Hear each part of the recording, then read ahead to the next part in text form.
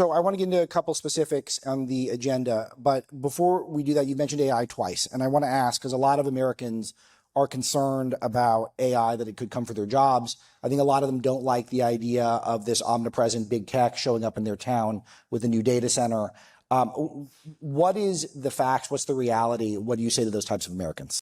All right, so Barack Hussein Obama, as my president likes to say, got rid of shop class in America. His objective was send everybody to a liberal arts college to get a marketing degree, okay? And what happened is they went to that college, they got the marketing degree, they graduate with a $200,000 loan.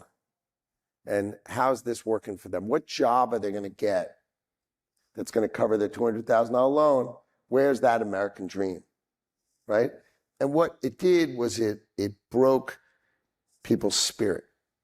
Because when I grew up, I had shop class, and there were kids who liked to work with their hands. And like one of my friends from high school, he runs the largest, landscaping business in where I grew up, right? That's who he was. It was always going to be that way. So we got to get back to that. There are just under 7 million able-bodied Americans sitting on the sidelines, not working in our economy because the jobs aren't there that they want.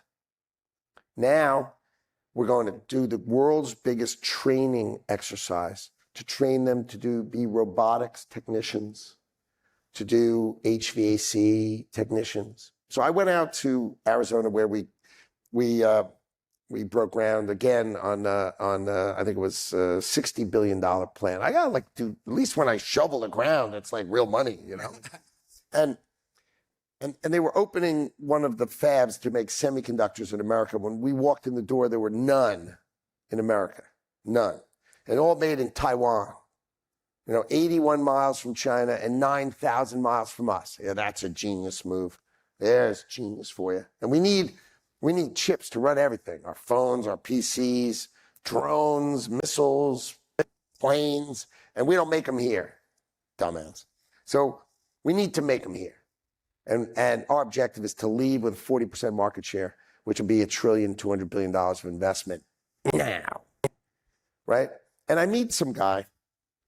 He's got, like those, the earring where you could stick your pinky through the hole in the guy's ear, right? And he's tatted up the wazoo.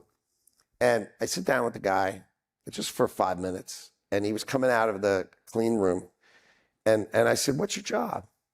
He said, I play Tetris all day. I said, really? What do you do? He goes, no. He goes, I'm a pipe fitter. He goes, and I've got this much space to do this, and I have to get this through this and this through. He goes, I got the greatest job. And I go, how much do you make? He goes, $1.25. He goes, I started at 75 and $1.25. I go, where can you get to? He goes, like 200. It's and he loved his job, right? And that's an HVAC technician. He's not putting air conditioning in your house.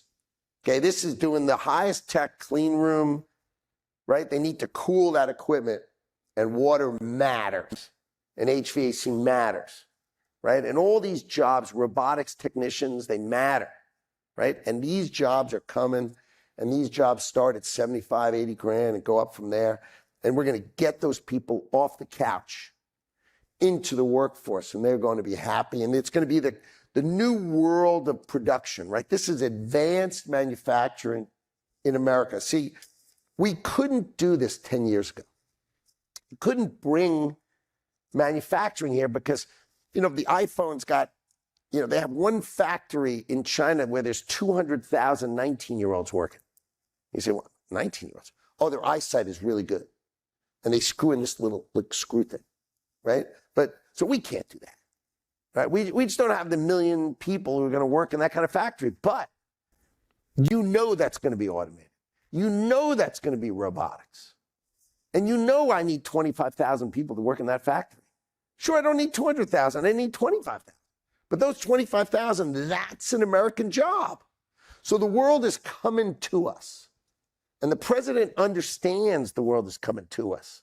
And he's built the world's biggest catcher's mitt to bring it here, and that's 18 trillion, right? That's You know, I mean, you got OpenAI, you got Meta, you got Google. They've each announced $600 billion or more.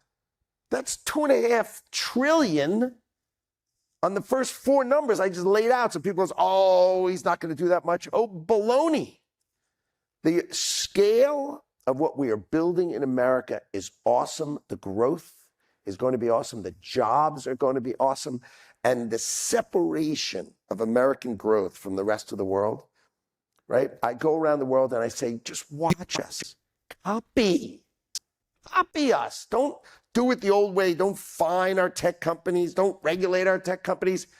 Embrace them. Show them love and affection. And you know what you'll get in return? You'll get a $50 billion investment instead of $5.